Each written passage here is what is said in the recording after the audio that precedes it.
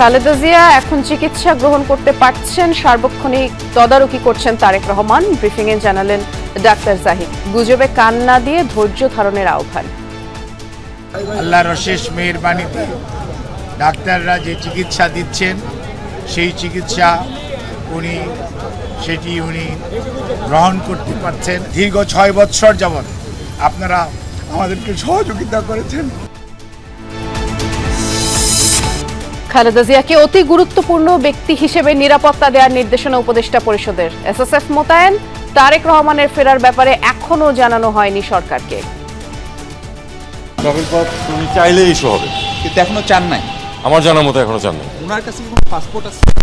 এটা বলতে পারবো না আমি। তার মানে তারেক রহমানের আশা নেই, কোনো সুনির্দিষ্ট তথ্য নাই? না, কোনো সুনির্দিষ্ট তথ্য নেই। ত্রয়োদশ সংসদ নির্বাচন নিয়ে ইসির আগাম প্রস্তুতিতে ইউরোপীয় ইউনিয়নের সন্তোষ, চ্যালেঞ্জ মোকাবেলায় সহায়তা দেওয়ার বার্তা।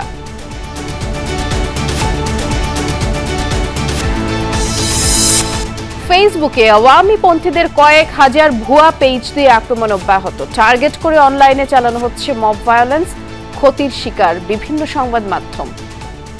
তাদের কিছু স্পেসিফিক কিওয়ার্ড থাকে, যে ধরেন ফলস ইনফরমেশন ছড়াচ্ছে, প্রোপাগান্ডা ছড়াচ্ছে। বার্ষিক পরীক্ষা বন্ধ রেখে দ্বিতীয় দিনের মতো আন্দোলনে সরকারি মাধ্যমিকের শিক্ষকরা, চরম ক্ষুব্ধ অভিভাবকরা। পারমিশন দিয়েছে, আজকে পরীক্ষা হবে, এর কারণে আমরা আবার আজকে আসছি। কোমলমতি বাচ্চাদের পরীক্ষা চাচ্ছি, যাতে পরীক্ষা হয়, বাচ্চারা সুন্দর মতো পরীক্ষা দিতে পারে, এইটাই আমরা চাচ্ছি।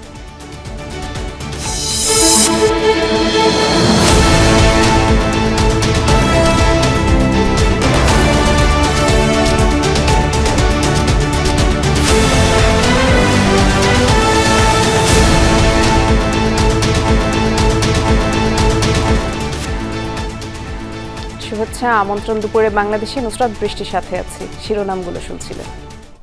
বিএনপি চেয়ারপারসন খালেদা জিয়া বর্তমানে চিকিৎসা গ্রহণ করতে পারছেন। সবার দোয়ায় সুস্থ হওয়ার আশা প্রকাশ করেছেন তার ব্যক্তিগত চিকিৎসক ডাক্তার AZM জাহিদ হোসেন। দুপুরে রাজধানীর এভারকেয়ার হাসপাতালের সামনে এক আনুষ্ঠানিক ব্রিফিংয়ে এ তথ্য জানান তিনি। বলেন, তারেক রহমান সার্বক্ষণিক খালেদা জিয়ার চিকিৎসা সংক্রান্ত বিষয়ে তদারকি করছেন।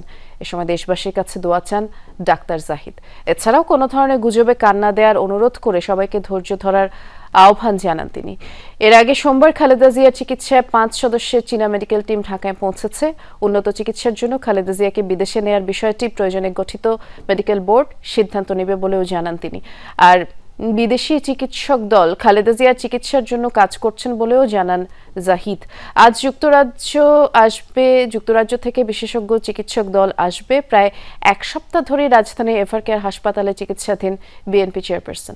দেশি বিদেশি ডাক্তারদের সমন্বয়ে গঠিত মেডিকেল বোর্ডের নির্দেশনায় তার চিকিৎসা চলছে।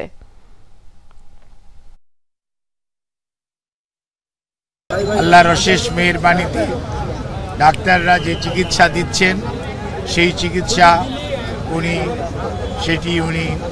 গ্রহণ করতে পারছেন। দলের ভারপ্রাপ্ত চেয়ারম্যান জনাব তারেক রহমান সার্বক্ষণিকভাবে ওনার চিকিৎসার তদারকি করছেন। চিকিৎসার সমস্ত বিষয়ে উনি দেশি বিদেশি চিকিৎসকদের সাথে আমাদের মাধ্যমে যোগাযোগ রাখছেন। আপনারা ধৈর্য ধরুন। দীর্ঘ 6 বৎসর যাবৎ আপনারা আমাদেরকে সহযোগিতা করেছেন।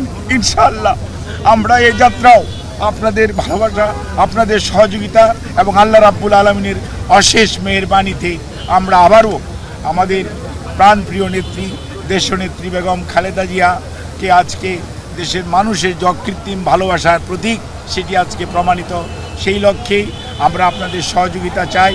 আমাদের ভারপ্রাপ্ত চেয়ারম্যান জনাব তারেক রহমান আপনাদের সবাইকে অনুরোধ করেছেন যে ধৈর্য ধারণ করার জন্য। বিএনপি চেয়ারপারসন খালেদা জিয়ার বিষয়ে আমরা সবশেষ আপডেট জানবো। হাসপাতালের সামনে যাচ্ছে সহকর্মী তাজনুর ইসলাম, অপেক্ষা করছেন আমাদের জন্য। তাজনুর, আপনি সকাল থেকেই সবশেষ আপডেটটুকু আমাদেরকে জানাচ্ছিলেন। এরই মধ্যে তো খালেদা জিয়ার নিরাপত্তার দায়িত্ব নিয়েছে এসএসএফ এবং পিজিআর।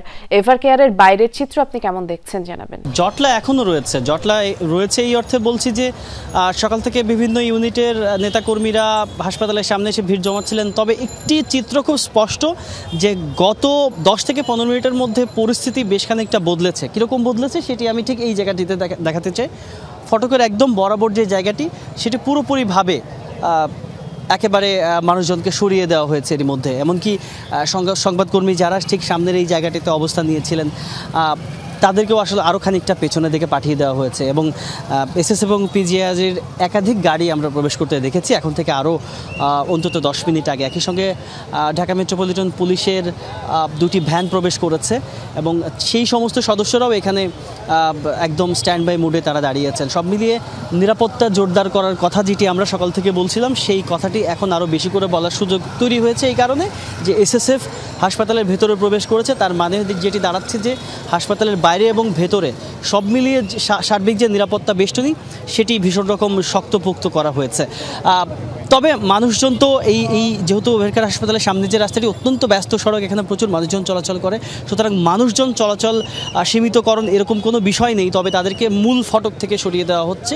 সেখানে যেই সমস্ত আইনশৃঙ্খলা বাহিনী যে সমস্ত সদস্য দায়িত্ব পালন করছেন তারা সেই কাজটি মূলত সবচেয়ে বেশি করে করছেন। আরেকটি বিষয় হচ্ছে খালেদা জিয়ার স্বাস্থ্যের যেই আপডেট 12টার ব্রিফিংয়ে ডাক্তার AJM জাহিদ যেটি জানিয়েছিলেন মূলত সেই তথ্যের উপরে ভর করেই গণমাধ্যম কর্মীরা এখন পর্যন্ত সংবাদ পরিবেশন করছেন এবং সেটি হচ্ছে যে গুজব যেই অপতথ্যগুলো কালকে রাতভর সামাজিক যোগাযোগের মাধ্যমে বিভিন্নভাবে ছড়িয়ে পড়েছিল এবং সেগুলো যে পুরোপুরিভাবে মিথ্যা এবং যার কোনো ভিত্তি নেই সেটিই প্রমাণ হয়েছে মূলত এই AJM জাহিদ হোসেনের ব্রিফিংয়ের মাধ্যমে। বৃষ্টি, আপনি আমাদেরকে বিস্তারিত জানাচ্ছিলেন, ধন্যবাদ তাজনুর। এদিকে চিকিৎসাধীন সাবেক প্রধানমন্ত্রী এবং বিএনপি চেয়ারপারসন খালেদা জিয়াকে অতি গুরুত্বপূর্ণ ব্যক্তি হিসেবে ভিভিআইপি নিরাপত্তা দেওয়ার সিদ্ধান্ত নিয়েছে অন্তর্বর্তী সরকার। উপদেষ্টা পরিষদের বিশেষ বৈঠকে এই সিদ্ধান্ত গ্রহণ করা হয়। সকালে প্রধান উপদেষ্টার সভাপতিত্বে রাষ্ট্রীয় অতিথি ভবন যমুনায় উপদেষ্টা পরিষদের বিশেষ বৈঠক অনুষ্ঠিত হয়। এই সভায় 3 বারের সাবেক প্রধানমন্ত্রী, সাবেক রাষ্ট্রপতির স্ত্রী এবং বিএনপি চেয়ারপারসন বেগম খালেদা জিয়ার আশু রোগ মুক্তি কামনা করে দোয়া ও প্রার্থনা করা হয়। তাছাড়া জাতির কাছে তার জন্য দোয়া প্রার্থনার আহ্বান জানানো হয়। সভায় খালেদা জিয়ার বর্তমান শারীরিক অবস্থা বিবেচনায় হাসপাতালে তার নির্বিঘ্নে চিকিৎসা, প্রয়োজনে উন্নত চিকিৎসার জন্য বিদেশে নিয়ে যাওয়ার পরিকল্পনা, তার নিরাপত্তা, যাতায়াতের সুবিধা এবং উচ্চ মর্যাদা বিবেচনায় তাকে রাষ্ট্রের অতি গুরুত্বপূর্ণ ব্যক্তি অর্থাৎ ভিভিআইপি ঘোষণা করার সিদ্ধান্ত নেওয়া হয়। বৈঠক শেষে প্রেস ব্রিফিংয়ে এসব সিদ্ধান্তের কথা জানান পরিকল্পনা উপদেষ্টা ওয়াহিদ উদ্দিন মাহমুদ। জানান এই সিদ্ধান্ত অবিলম্বে কার্যকরের জন্য সংশ্লিষ্ট সকল সংস্থাকে নির্দেশনা প্রদান করা হয়েছে। এ বিষয়ে খালেদা জিয়ার পরিবার এবং দল অবগত রয়েছে। এদিকে সরকারের সিদ্ধান্তের পর এরই মধ্যে বেগম খালেদা জিয়ার নিরাপত্তার দায়িত্ব নিয়েছেন এসএসএফ এবং পিজিআর সদস্যরা। দুপুর 2টার দিকে এফআরকেয়ার হাসপাতালে তারা প্রবেশ করেন। বেগম খালেদা জিয়ার বর্তমান শারীরিক অবস্থা বিবেচনায় হাসপাতালে তার নির্বিঘ্ন চিকিৎসা, প্রয়োজনে উন্নত চিকিৎসার জন্য বিদেশে নিয়ে যাওয়ার পরিকল্পনা, তার নিরাপত্তা ও যাতায়াতের সুবিধা এবং উচ্চ মর্যাদা বিবেচনায় তাকে রাষ্ট্রের অতি গুরুত্বপূর্ণ ব্যক্তি ভিভিআইপি ঘোষণা করার সিদ্ধান্ত নেওয়া হয়। বিএনপির ভারপ্রাপ্ত চেয়ারম্যান তারেক রহমানের ঢাকা আসার ব্যাপারে এখনো অন্তর্বর্তী সরকারকে আনুষ্ঠানিকভাবে কিছুই জানানো হয়নি বলে জানিয়েছেন পররাষ্ট্র উপদেষ্টা তৌহিদ হোসেন। জানান এখনো ট্রাভেল পাস চাননি তারেক রহমান, তিনি ট্রাভেল পাস চাওয়া মাত্রই ইস্যু করা হবে। আরও জানান দল বা পরিবার সিদ্ধান্ত নিলে বেগম খালেদা জিয়াকে বিদেশ পাঠানোর প্রয়োজনীয় ব্যবস্থা নেবে সরকার। ট্রাভেল পাস উনি চাইলেই ইস্যু হবে, কিন্তু এখনো চান নাই। আমার জানার মতো এখনো চান নাই। ওনার কাছে কি কোনো পাসপোর্ট আছে? এটা বলতে পারবো না আমি। আর বেগম জিয়াকে বিদেশ নেওয়ার বিষয়ে কোনো আলোচনা আপনাদের? না, ওটার প্রস্তুতি আছে, যদি প্রয়োজন ডাক্তাররা বললে তখন তো নিয়ে যাওয়া হবে। কতক্ষণ সময় লাগতে পারে আপনাদের কনফার্ম করতে এটা? না, এটা তো আমরা কনফার্ম হবো না, এটা তো ওই ওনার আত্মীয় স্বজন এবং পার্টির লোকেরা কনফার্ম করবে বাইরে নিয়ে যাওয়া হচ্ছে কিনা। অ্যারেঞ্জমেন্ট আছে। তার মানে তারেক রহমানের আশা নিয়ে কোনো সুনির্দিষ্ট তথ্য নাই? না, কোনো সুনির্দিষ্ট তথ্য নেই। Thank you. বিএনপির ভারপ্রাপ্ত চেয়ারম্যান তারেক রহমানের দেশে ফেরা এবং এই পাসপোর্ট সংক্রান্ত বিষয় নিয়ে আমাদের বিশেষ প্রতিনিধি মাহফুজ মিশু খোঁজ খবর রাখছেন। তিনি এই মুহূর্তে পররাষ্ট্র মন্ত্রণালয়ে আছেন, অপেক্ষা করছেন আমাদের জন্য। মিশু, মাত্রই দেখছিলাম এখনো তো ট্রাভেল পাস চাননি তারেক রহমান এবং তার দেশে আসার যেই খবর, অর্থাৎ আমরা যে সামাজিক যোগাযোগ মাধ্যমে যে দেখছি এ ধরনের খবর, এটি তো গুঞ্জনই মনে হচ্ছে, তাই তো? এখন পর্যন্ত এটি পরিষ্কারভাবে গুঞ্জন। আমরা সরকার অর্থাৎ পররাষ্ট্র মন্ত্রণালয়, লন্ডনে বাংলাদেশের যে হাই কমিশন, এমনকি ব্রিটিশ সরকার, তাদের সঙ্গে কথাবার্তা বলে যতটুকু তথ্য এখন পর্যন্ত নিশ্চিত, জনাব রহমান আজকে পর্যন্ত দেশে ফেরার বিষয়ে চূড়ান্ত কোনো সিদ্ধান্ত নেননি। এটি পররাষ্ট্র মন্ত্রণালয় নিশ্চিত করে যেমনটা বলছে, ওনার দেশে ফেরার জন্য তার যে একটি ট্রাভেল ডকুমেন্ট লাগবে, অর্থাৎ সেটি ট্রাভেল পাস হোক কিংবা পাসপোর্ট হোক, সেটির জন্য তিনি আবেদন করেননি। যদিও সেটি আবেদন করার পরে সরবরাহ করা বা সেটি ইস্যু করা আনুষ্ঠানিকতা মাত্র, সেটি পররাষ্ট্র উপদেষ্টা নিশ্চিত করেছেন। কাজেই এখনই আজই তিনি দেশে ফিরছেন বা ভোরে দেশে ফিরছেন, তিনি ফ্লাই করেছেন, এ ধরনের যে সমস্ত তথ্য সামাজিক যোগাযোগ মাধ্যমে কেউ কেউ ছড়াচ্ছেন, সেটির এখন পর্যন্ত কোনো কর্তৃপক্ষ বা কোনো সরকারি পক্ষ সমর্থন করেনি। বরং অনেকাংশে মনে হচ্ছে বৃষ্টি যে বিএনপির পক্ষ থেকে, এমনকি তার জনাব তারেক রহমানের পরিবারের পক্ষ থেকেও তারেক রহমানের ঢাকা ফেরার চেয়ে বেগম খালেদা জিয়া, যিনি হাসপাতালে গুরুতর অসুস্থ অবস্থায় চিকিৎসাধীন, তাকে বিদেশে নিয়ে চিকিৎসা করানোটা সম্ভবত পরিবার এবং বিএনপিরও অগ্রাধিকার।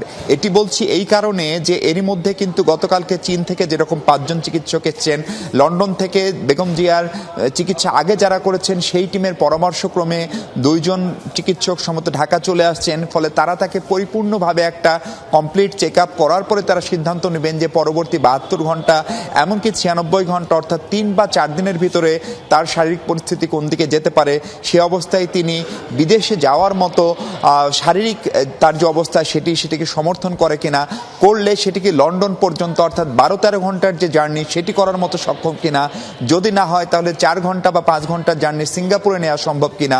অর্থাৎ বেগম জিয়ার সুচিকিৎসা, সর্বোচ্চ চিকিৎসা হচ্ছে এখন পর্যন্ত পরিবারের এবং বিএনপির এবং জনাব তারেক রহমানের পক্ষ থেকে প্রধান অগ্রাধিকার। সেটি যদি হয় তাহলে সেখানে এসে হয়তো মা এবং সন্তানের দেখা হবে, এবং সেটি যদি না হয় তাহলেই হয়তো তারেক রহমান দ্রুততম সময়ে দেশে ফিরবেন। ফলে তার দেশে ফেরা নিয়ে খুব বেশি ঝুঁকির কথা যেটা বলা হচ্ছিল বাংলাদেশ সরকার দাবি করছে তেমনটা নাই।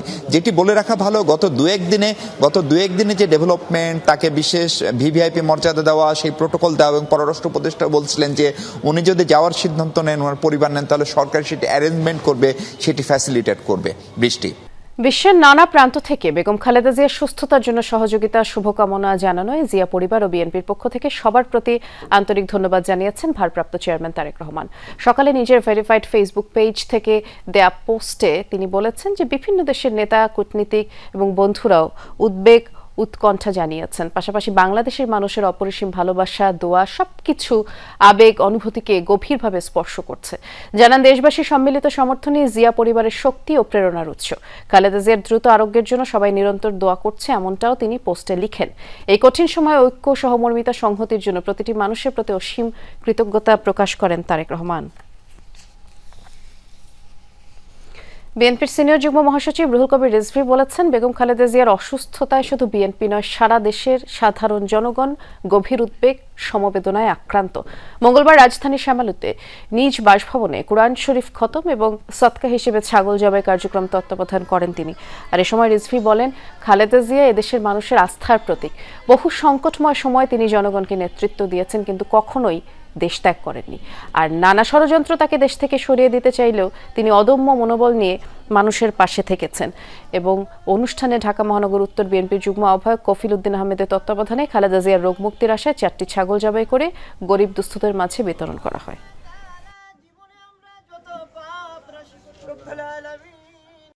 অনেক চক্রান্তকারীরা তাকে দেশ থেকে সরিয়ে দেওয়ার চেষ্টা করেছে, তারপরেও তিনি অটল মনোবল নিয়ে তিনি মানুষের নেতৃত্ব দিয়ে গেছেন। তাই আজকে মাদ্রাসার বাচ্চারা এরা কোরআন পড়ছে সকাল থেকে। আমরা তাদের যে দোয়া এবং তাদের এই পবিত্র কোরআন পাঠ, এটা আল্লাহ নিশ্চয়ই শুনবেন। ফেনীর ফুলগাজীর শ্রীপুর, যে মাটিতে বিএনপি চেয়ারপারসন ও 3 বারের সাবেক প্রধানমন্ত্রী বেগম খালেদা জিয়ার পৈতৃক ভিটা, আজ সেই এলাকা জুড়ে উদ্বেগ, প্রার্থনা আর অপেক্ষা। খালেদা জিয়ার সুস্থতা কামনা করে মসজিদ, মাদ্রাসা, দলীয় কার্যালয়ে প্রতিদিনই দোয়া, কুরআন খতম চলছে। দেশের এই কঠিন সময় অসুস্থতাকে পরাজিত করে আবারও দেশবাসীর সেবায় ফিরবেন খালেদা জিয়া, সেই কামনা নেতাকর্মীদের। ফেনীতে বেগম খালেদা জিয়ার জনপ্রিয়তা আকাশচুম্বী। পিতৃভূমির এই আসন থেকে কখনোই খালি হাতে ফেরেননি খালেদা জিয়া। স্থানীয়রাও উজাড় করে দিয়েছেন ভালোবাসা। মানুষের ভালোবাসার প্রতিদান দিতেও কার্পণ্য করেননি বিএনপি চেয়ারপারসন। যতদিন ক্ষমতায় ছিলেন এলাকার উন্নয়নে নিরলস কাজ করে গেছেন। নির্মাণ করেছেন হাসপাতাল, স্কুল, কলেজ, সড়ক, মহাসড়ক। শুধুমাত্র খালেদা জিয়ার কারণেই ফেনী পরিণত হয় ধানের শীষের ঘাঁটিতে। ফেনী সদর হসপিটাল, সেকেন্ড হাউস থেকে শুরু করে বিভিন্ন প্রতিষ্ঠান সবগুলো উনি করেছেন। এমনকি এগুলা ডেভেলপমেন্ট, তার সাথে সাথে আরো বড় বড় প্রতিষ্ঠান যেগুলোর কথা বলেছি, বিশ্ববিদ্যালয় থেকে শুরু করি, সবগুলা ইনশাল্লাহ উনার নিয়ত আছে। উনি আমার সাথে কথা দিয়েছেন যে বিপি যদি আল্লাহ আমাকে বাঁচায় রাখে, আমি যদি প্রধানমন্ত্রী হই, তাহলে ইনশাল্লাহ আমি এগুলা সম্পূর্ণ পূরণ করব। উনি প্রধানমন্ত্রী থাকা অবস্থা ফেনী সদর হসপিটালকে আইসো সজ্জায় উনি উন্নত করেছেন। এটার মধ্যে ফেনী গার্লস ক্যাডেট কলেজ করেছেন। এটার মধ্যে উনি ফেনী কম্পিউটার ইনস্টিটিউট করেছেন। ফেনীর মেয়ে খালেদা গর্বমোদের আলাদা।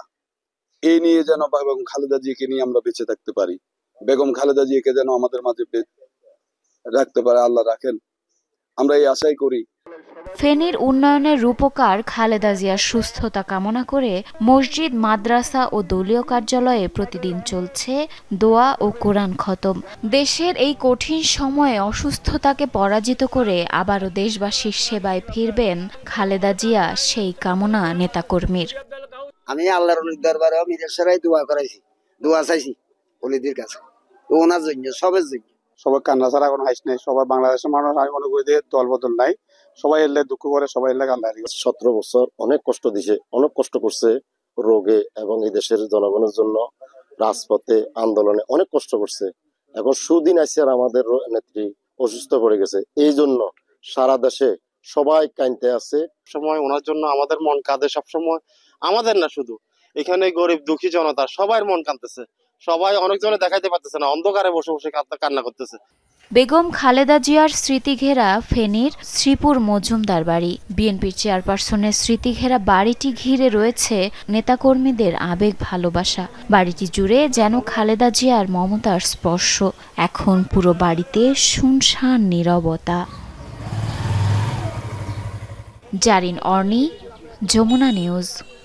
আসন্ন জাতীয় সংসদ নির্বাচন নিয়ে ইসির আগাম প্রস্তুতি দেখে সন্তুষ্টি প্রকাশ করেছে ইউরোপীয় union EU.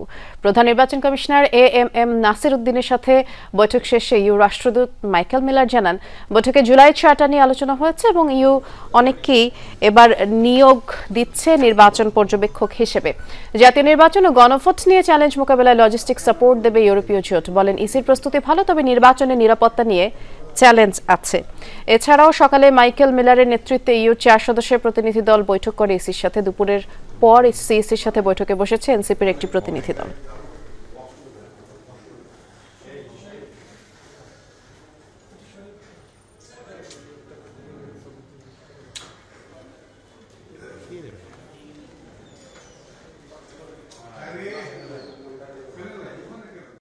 To meet with the chief of the Bangladesh Election Commission. As you know, the European Union supports timely, smooth and participatory elections, and we see in such elections the great opportunity for Bangladesh to reset the narrative in terms of its own democratic path. নির্বাচন কমিশনে আমাদের সহকর্মী তানভীর মৌসুম অপেক্ষা করছেন, যাচ্ছি তার কাছে। তানভীর, এনসিপির প্রতিনিধি দল কখন নাগাদ বৈঠক শুরু করেছে এবং এই আলোচনায় কোন কোন ইস্যু গুরুত্ব পাচ্ছে জানাবেন। বৃষ্টি, আমরা আসলে কিছুক্ষণ আগেই আমরা এনসিপির যুগ্ম আহ্বায়ক খালেদ সাইফুল্লাহর কাছ থেকে আমরা জানতে পেরেছি যে আজকে আসলে তারা নির্বাচন কমিশনে আসছেন না। তবে নির্বাচন কমিশনে এর মধ্যে আরেকটি আমরা সর্বশেষ যেটি জানতে পেরেছি যে প্রধান নির্বাচন কমিশনারের কাছে নির্বাচন কর্মকর্তারা আসবেন এবং তারা হচ্ছে প্রধান নির্বাচন কমিশনারের যে কক্ষটি রয়েছে তার সামনে তারা অবস্থান করবেন এবং তারা অবস্থান করবেন আসলে বিভিন্ন ধরনের দাবি দেওয়া নিয়ে। যেসব দাবি দেওয়ার মধ্যে আছে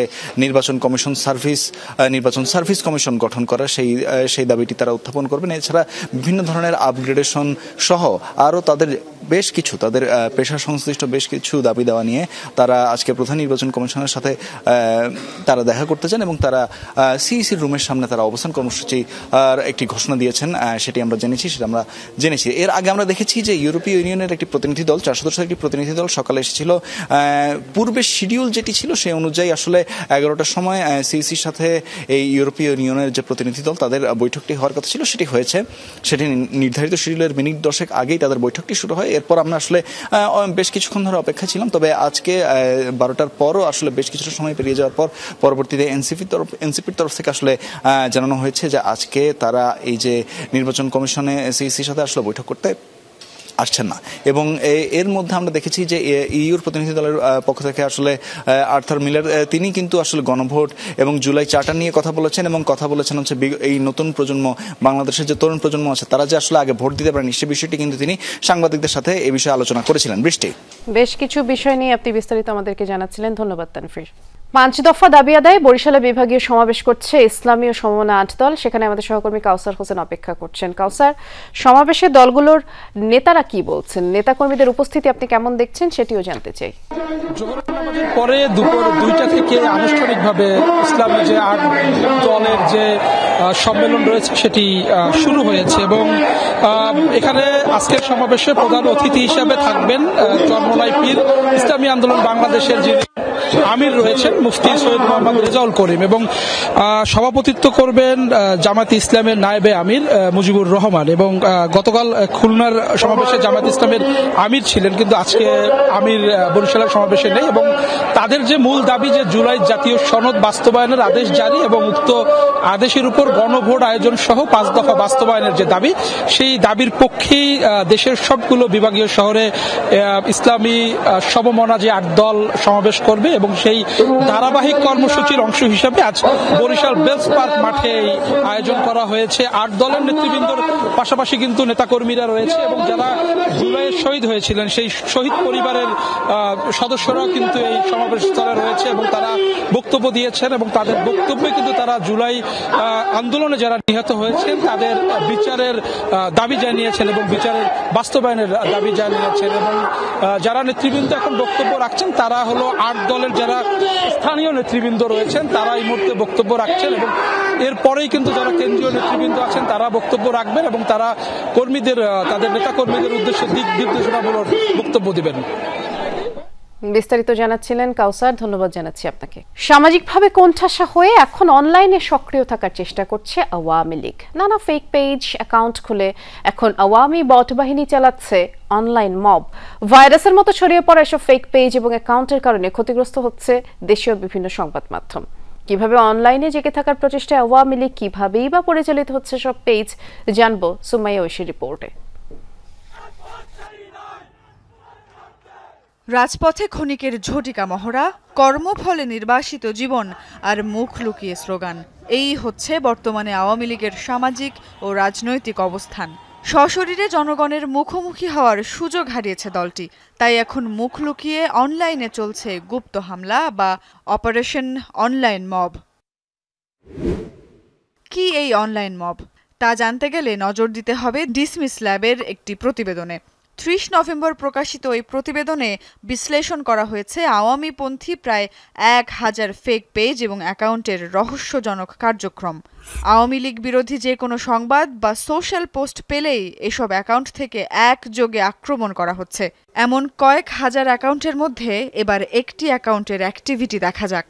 ডিসমিস ল্যাবের ফেসবুক পেজের রিভিউ অপশনে অপতথ্য এবং প্রোপাগান্ডা ছড়ানোর অভিযোগ করেছে এই অ্যাকাউন্টটি। এবারে এর ভেতরে ঢোকা যাক। অ্যাকাউন্টের শুরু থেকেই উগ্র আওয়ামীপন্থী মনোভাব স্পষ্ট এবং একই সঙ্গে এটি যে কোনো ব্যক্তিগত অ্যাকাউন্ট নয় সেটিও বোঝা যাচ্ছে।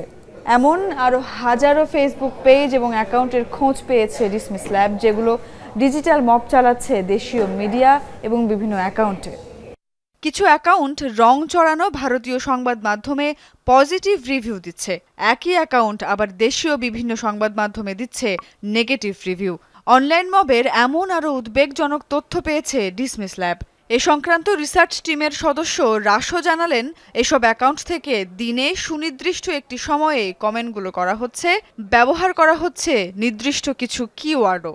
কোন একটা ইভেন্টকে কেন্দ্র করে এগুলা ছড়ায়, কোন একটা কোঅর্ডিনেটেড ওয়েতে স্পেসিফিক একটা টাইম স্প্যানের মধ্যে হয়, যে ধরেন 2 ঘন্টা 3 ঘন্টার মধ্যে কোন একটা সময়ের মধ্যে এটা হচ্ছে, এবং তাদের কিছু স্পেসিফিক কিওয়ার্ড থাকে, যে ধরেন ফলস ইনফরমেশন ছড়াচ্ছে, প্রোপাগান্ডা ছড়াচ্ছে।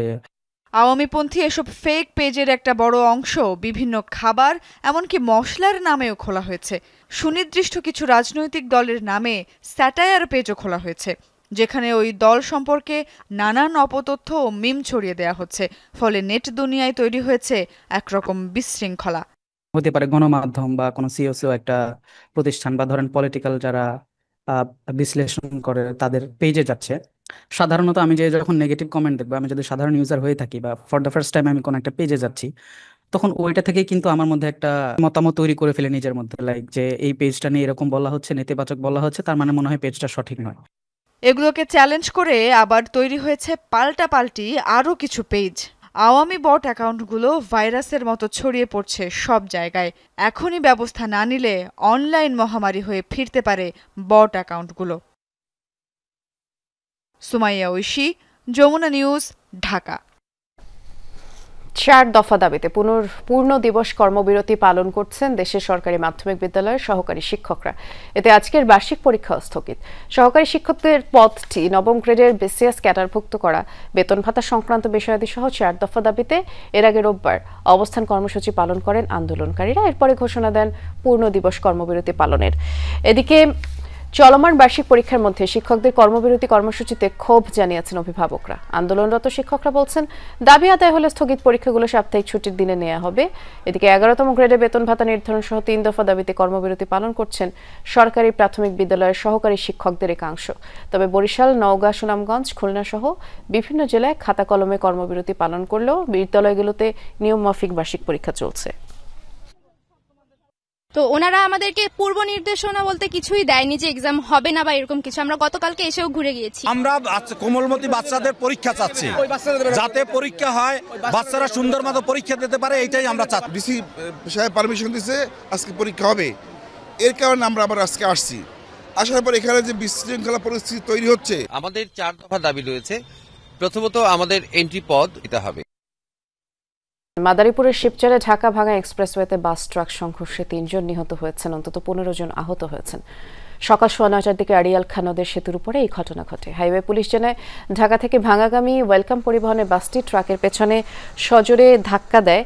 এতে করে ঘটনাস্থলেই মারা যান একজন। খবর পেয়ে শিবচর হাইওয়ে পুলিশ গিয়ে উদ্ধার কাজ শুরু করে। আহতদের হাসপাতালে নেওয়া হয়। পরে আরও 2 জনকে মৃত ঘোষণা করেন চিকিৎসক। নিহতদের পরিচয় এখনও শনাক্ত করা যায়নি। এই দুর্ঘটনার পর এক্সপ্রেসওয়ের এক লেনে কিছু সময়ের জন্য বন্ধ ছিল যান চলাচল। ঝিনাইদহ সড়ক দুর্ঘটনায় পুলিশ সদস্যের মৃত্যু হয়েছে।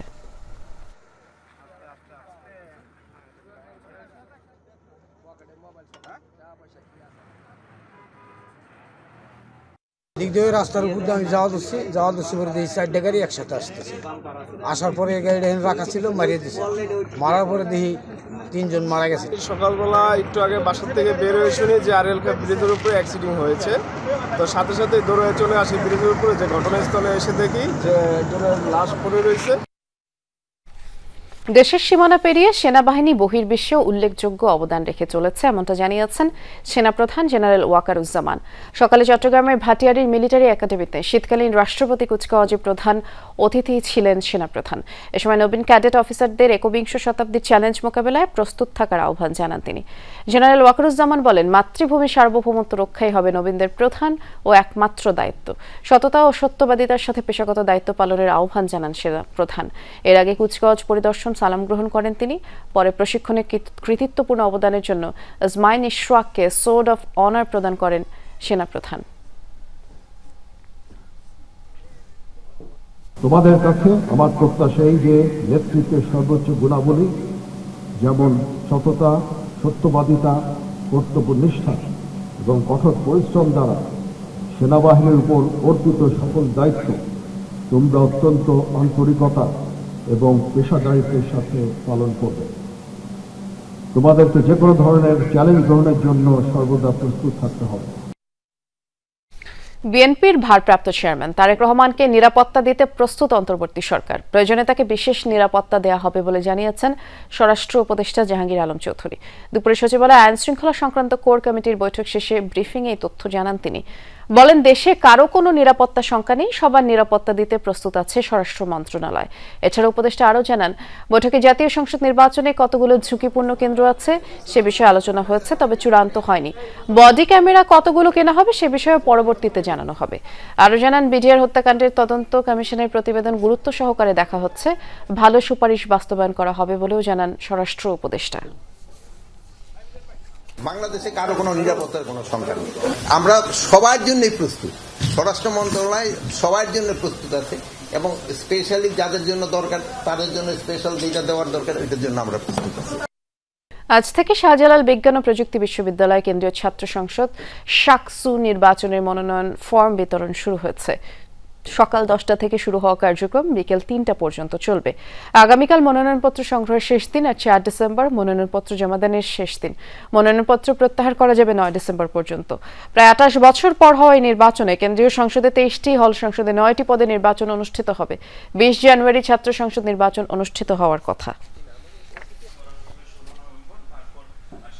টাঙ্গাইল 5 অর্থাৎ সদর আসনে এখনো মনোনয়ন ঘোষণাই করেনি বিএনপি। কেন্দ্রীয় প্রচার সম্পাদক সুলতান সালাউদ্দিন টুকু নাকি জেলা সেক্রেটারি ফরহাদ ইকবাল কার হাতে ধানের শীষের প্রতীক উঠবে তা নিয়ে এখন নানা আলোচনা চলছে। প্রার্থী ঘোষণা বিলম্বে রাজনৈতিক উত্তাপ বেড়েছে আর নিয়মিত চলছে মিটিং মিছিল। টাঙ্গাইলের মোট 8 আসনের 7টিতেই মনোনয়ন দিয়েছে বিএনপি, দেয়নি শুধু সদরে। মনোনয়ন স্থগিত রাখায় চলছে নানা জল্পনা কল্পনা। প্রত্যাশী প্রার্থীদের নিয়মিত মিছিল সমাবেশে সরগরম টাঙ্গাইল 5 আসনের রাজপথ। সদরের সবচেয়ে বেশি আলোচিত বিএনপির কেন্দ্রীয় প্রচার সম্পাদক সুলতান সালাউদ্দিন টুকু ও জেলা বিএনপির সাধারণ সম্পাদক অ্যাডভোকেট ফরহাদ ইকবাল। রাজনীতিতে দুজনই সক্রিয়। মনোনয়ন বিলম্বে সাধারণ মানুষের মধ্যে দেখা দিয়েছে আগ্রহ ও প্রশ্ন, কে পাবেন মনোনয়ন, জেলা নাকি কেন্দ্রীয় নেতা? যে আমাদের সদরের জন্য কাজ করবে তারাই ভোটিং, যে জনগণের সেবায় নিয়োজিত থাকবে সবসময়, তাকে টাঙ্গাইল সদরে আমরা দেখতে যাচ্ছি। এই আসনে এমন একটা প্রার্থী আসুক, সন্ত্রাসী রাহাজানি এটা না হোক, জানি সবাই সাধারণ জনগণ সুস্থভাবে চলতে পারে। জনগণ যাকে চাবে তাকে দিলেই ভালো হবে।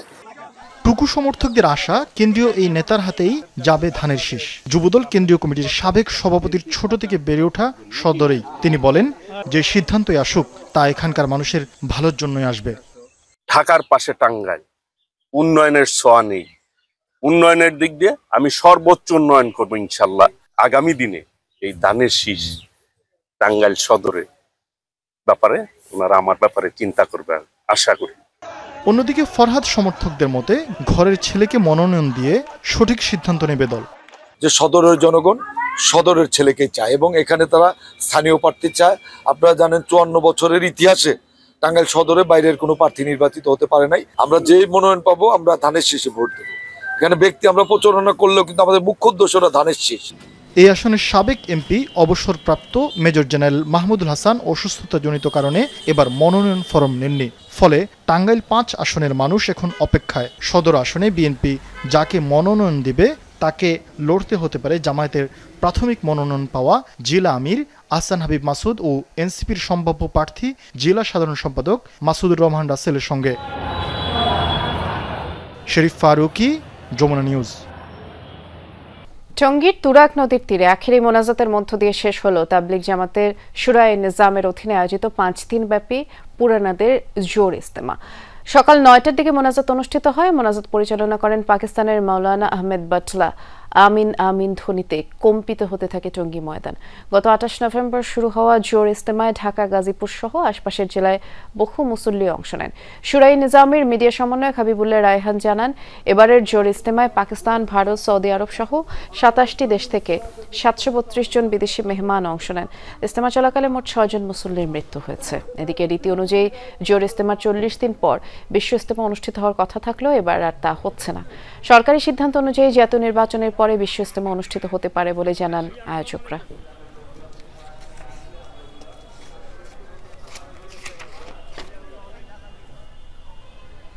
5 ডিসেম্বর শুরু হচ্ছে কেরু চিনিকলের আখ মারাই মৌসুম। প্রতি বছরের মতো এবারও আধুনিক প্রক্রিয়ায় মারাই কার্যক্রম শুরুর লক্ষ্য মিল কর্তৃপক্ষের। তবে আশঙ্কা দানা বেঁধেছে 102 কোটি টাকার বিএমআরই প্রকল্প নিয়ে। এক যুগ পেরিয়ে গেলেও মেশিন চালু করা যায়নি, হতাশ শ্রমিক কর্মচারীরা। তবে কর্মকর্তারা বলছেন এবারই চালু হবে নতুন মিল হাউস ও বয়লার। কেরু চিনিকলে চিনি উৎপাদন বাড়ানো ও আধুনিকায়নের লক্ষ্যে 13 বছর আগে হাতে নেওয়া হয়েছিল বিএমআরই প্রকল্প। আশা ছিল এতে সহজ হবে আখ মারাই, কমবে প্রসেস লস। কিন্তু এত বছরেও বাস্তবায়ন হয়নি এই জরুরি প্রকল্পটি। এই অবস্থায় আগামী 5 ডিসেম্বর থেকে শুরু হবে আখ মারাই মৌসুম। গত বছর আমরা একটা ওয়াটার ট্রেল দিয়েছিলাম 16, 17 এবং 18 মার্চ। তো এই 3 দিনের ওয়াটার ট্রায়ালে আমাদের কিছু ত্রুটি পরিলক্ষিত হয়। সেই ত্রুটিগুলো পরবর্তীতে সমাধানের জন্য আমরা গত এই 27 অক্টোবর থেকে এখানে আমরা কাজ শুরু করেছি। 2012 সালে শুরু হওয়া এই প্রকল্পের ব্যয় ছিল 46.5 কোটি টাকা। বছরে বছরে ব্যয় বেড়ে দাঁড়িয়েছে 102 কোটিতে। তারপরও প্রকল্প বাস্তবায়নের শঙ্কা রয়েছে শ্রমিক কর্মচারীদের মনে। প্রকল্পে 100 ফিট হচ্ছে চোং তৈরি করেছে, 20 ফিট হচ্ছে কেটে দেওয়া হয়েছে। এটা কি কারণে করা হয়েছে, কেন এই লুকোচুরি হয়েছে, এটা আমরা জানি না। প্রসেস হচ্ছে দিনে দিনে দিনে দিনে বাড়তি থাকছে। এবারও আপ্রাণ চেষ্টা চালিয়ে যাচ্ছে, কিন্তু শেষমেশ কি হয় এইটাই দেখার বিষয়। গত বছর ট্রায়াল করছে, কি কারণে হয়েছে না সাকসেসফুল হয়নি সেটা টেকনিক্যাল পার্সনরা তার উত্তর দিতে পারবে। আজকে প্রায় 14 বছর 13 বছরে পা দিয়েছে। একটি লোহা লক্করের জিনিস, এটার স্থাপনের পরবর্তীতে 14 বছর যদি অতিবাহিত হয়ে যায়, তার কর্মক্ষম অর্ধেক আগেই নষ্ট হয়ে যায়। কেরু চিনিকলে সনাতন পদ্ধতিতে প্রতিদিন গড়ে 1000 মেট্রিক টন আখ মারাই হয়। আসছে মৌসুমে এখানে 80,000 মেট্রিক টন আখ মারাইয়ের লক্ষ্যমাত্রা ধরা হয়েছে। মিল চলবে 72 দিন। যদি আমরা এই মিল চালু করতে পারি, নতুন মিল হাউস এবং বয়লার, তাহলে আমাদের প্রসেস লস কিছুটা কমে যাবে। কাজের গতি দেখছি গতবারের চেয়ে এবারে বেশি। আমরা আশা করছি যে তারা কাজটা আমাদের 5 ডিসেম্বরের আগে সমাপ্ত করতে পারবে ইনশাল্লাহ। কেরু অ্যান্ড কোম্পানির ব্যবস্থাপনা পরিচালকের এই আশাবাদ বাস্তবে রূপ নেয় কিনা সেটাই এখন দেখার অপেক্ষা। জিসান আহমেদ, যমুনা নিউজ, চুয়াডাঙ্গা। দীর্ঘ 4 বছর পর আবারও 2 দিনের রাষ্ট্রীয় সফরে ভারত যাচ্ছেন রুশ প্রেসিডেন্ট ভ্লাদিমির পুতিন। আগামী বৃহস্পতিবার ভারতের প্রধানমন্ত্রী নরেন্দ্র মোদীর সাথে একটি সম্মেলনে যোগ দেবেন তিনি। সাথে থাকবেন রুশ প্রতিরক্ষা মন্ত্রী আন্দ্রেই বেলুভ সহ রুশ ব্যবসায়ীদের একটি বড় প্রতিনিধি দল। মস্কো এবং দিল্লির মধ্যকার যে সুসম্পর্ক তা আরও বেশি জোরদার করতেই মূলত ভারতে যাবেন পুতিন। এই সফরে দিল্লির সাথে পুনরায় জ্বালানি আর প্রতিরক্ষা খাতে নতুন চুক্তি করতে চাইছেন তিনি। যুক্তরাষ্ট্রের চাপের মাঝে আরও বেশি রুশ তেল ক্ষেপণাস্ত্র ব্যবস্থা, যুদ্ধবিমান কিনতে দিল্লিকে প্রস্তাব দেবে মস্কো। নতুন মোড় নিয়েছে রাশিয়া ইউক্রেন যুদ্ধের। দীর্ঘ প্রচেষ্টার পর অবশেষে ইউক্রেনের পূর্বাঞ্চলীয় শহর পোক্রোভস্কের নিয়ন্ত্রণ নিয়েছে রাশিয়া। দখলে এসেছে উত্তর পূর্বাঞ্চলের আরেক শহর ভোভচানস্ক। সোমবার এই তথ্য জানান প্রেসিডেন্ট ভ্লাদিমির পুতিনের। মধ্য দিয়ে যুদ্ধে নিজেদের অবস্থান আরও শক্ত হয়েছে মস্কোর। তবে ইউক্রেনের পক্ষ থেকে এখনও কোনো মন্তব্য আসেনি। ইউক্রেনের পূর্বাঞ্চলের শহর পোক্রোভস্ক এবং উত্তরাঞ্চলের শহর ভোভচানস্ক দীর্ঘদিনের চেষ্টার পর দুটি শহরেই নিজেদের নিয়ন্ত্রণ নিশ্চিত করেছে রাশিয়া। দেশটির রাষ্ট্রীয় গণমাধ্যমে প্রেসিডেন্ট ভ্লাদিমির পুতিনকে কমান্ডাররা জানান তাদের সফলতার কথা। পোক্রোভস্ক একটি কৌশলগত অঞ্চল। কয়েক মাস ধরেই ভয়াবহ লড়াই চলছিল ভোভচানস্ক শহরে।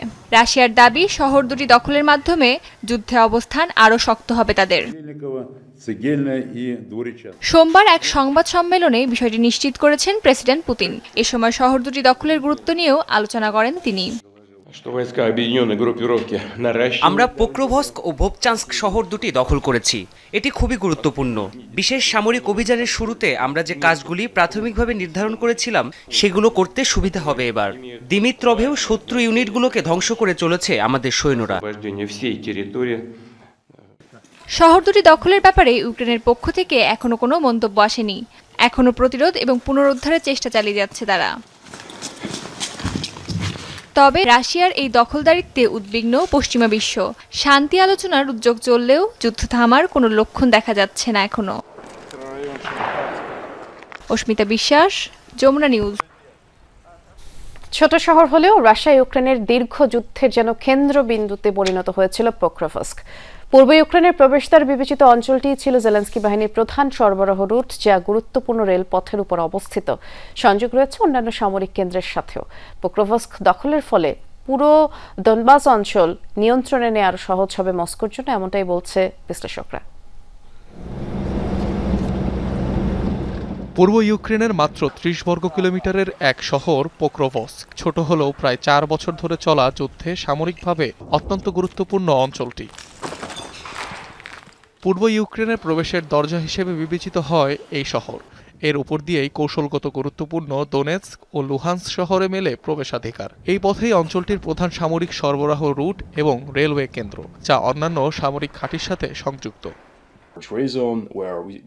এখন রসদ সরবরাহ ইউক্রেনীয় সেনাদের জন্য আরও কঠিন হয়ে পড়বে।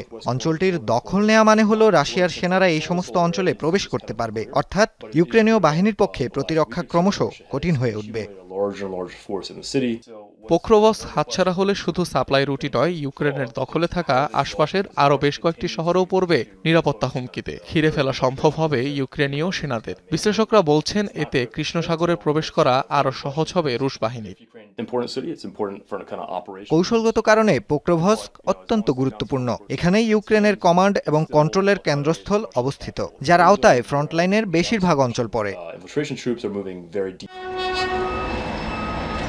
কয়লা ও ইস্পাত উৎপাদনের জন্য ইউক্রেনের অর্থনীতির একটি গুরুত্বপূর্ণ অংশ পোক্রোভস্ক। তাই শহরটি হাতে এলে অর্থনৈতিক ও সামরিক দুভাবেই লাভবান হবে মস্কো। অনিক রহমান, যমুনা নিউজ। সিরিয়ার সাথে ইসরায়েলের ভালো সম্পর্ক রাখা উচিত বলে জানিয়েছেন মার্কিন প্রেসিডেন্ট ডোনাল্ড ট্রাম্প। সোমবার সামাজিক যোগাযোগ মাধ্যম ট্রুথ সোশ্যালের পোস্টে কথা বলেন তিনি। সিরিয়াকে একটি সমৃদ্ধশালী দেশ গড়ে তোলার জন্য সব রকম সহায়তা দেবে যুক্তরাষ্ট্র। তাই ইসরায়েলকে সিরিয়ার সমৃদ্ধ রাষ্ট্রে রূপান্তরিত হওয়ার পথে বাধা হয়ে দাঁড়ায় এমন কিছু করতে নিষেধ করেছেন মার্কিন প্রেসিডেন্ট। এর আগে ইসরায়েলের সাথে সম্পর্ক ভালো করতে সিরিয়ার উপর চাপ সৃষ্টি করেছিলেন ট্রাম্প, আর সে সময় আব্রাহাম চুক্তিতে যোগ দেওয়ারও গুঞ্জন ওঠে দামেস্কর। ইমরান খানের দল পিটিআই এর বিক্ষোভ ঘিরে পাকিস্তানের রাজধানী ইসলামাবাদে ১৪৪ ধারা জারি রয়েছে। সোমবার এই ঘোষণা দেয় দেশটির কর্তৃপক্ষ। নিষিদ্ধ করা হয়েছে যে কোনো ধরনের সভা, সমাবেশ কিংবা বিক্ষোভ কর্মসূচি। হাইকোর্টের বাইরে বাড়তি নিরাপত্তা নেওয়া হয়েছে এই কর্মসূচি ঘিরে এবং আইন অমান্যে কঠোর পদক্ষেপ নেওয়ার হুঁশিয়ারি দিয়েছে প্রশাসন। গেল সপ্তাহে কারাবন্দী প্রধানমন্ত্রী ও দলীয় প্রতিষ্ঠাতা ইমরান খানের সাথে সাক্ষাতের দাবিতে মঙ্গলবার ইসলামাবাদ হাইকোর্টের বাইরে বিক্ষোভ কর্মসূচি ডাক দেয় পিটিআই। আর প্রায় এক সপ্তাহ যাবতীয় পাকিস্তানের আদিয়ালা কারাগারে সলিটারি কনফাইনমেন্টে রাখা হয়েছে ইমরান খানকে। মিলছে না পরিবার, ডাক্তার কিংবা আইনজীবীদের সাথে সাক্ষাতের সুযোগ।